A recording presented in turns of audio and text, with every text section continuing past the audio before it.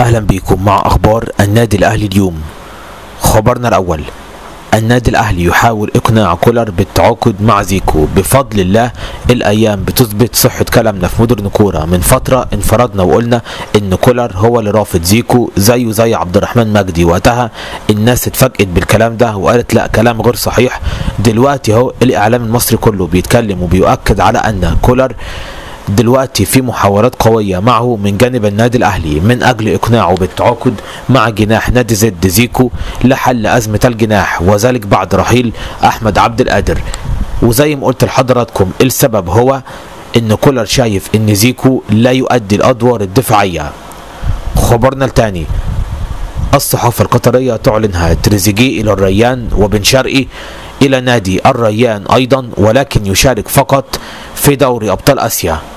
أكدت الصحافة القطرية على أن الريان يستعد للإعلان عن التعاقد مع الثنائي تريزيجيه وأشرف بن شرقي، مؤكدين على أن بن شرقي سيشارك مع الفريق القطري فقط في بطولة دوري أبطال آسيا.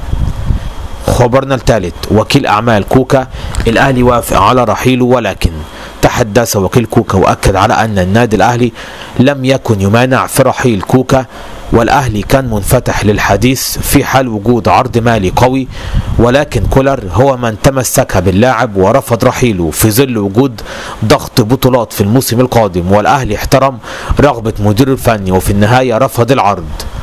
خبرنا الرابع: أحمد الشيخ لاعب الإسماعيلي يعلنها. أمير توفيق سألني عن عمر الساعي. قال أحمد الشيخ: أمير توفيق سألني عن عمر الساعي، إيه رأيي فيه؟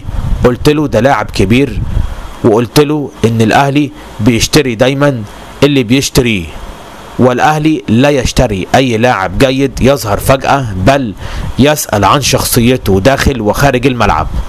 خبرنا الخامس: الأهلي يمنح عمر الساعي 50 مليون جنيه في 5 مواسم. اتفق مسؤول النادي الأهلي مع عمر الساعي على حصوله على 8 مليون جنيه في الموسم الأول، تزيد مليون جنيه ليحصل على 9 في الثاني، 10 في الثالث، 11 في الرابع، 12 في الخامس، ليكون الإجمالي في ال5 سنين 50 مليون جنيه.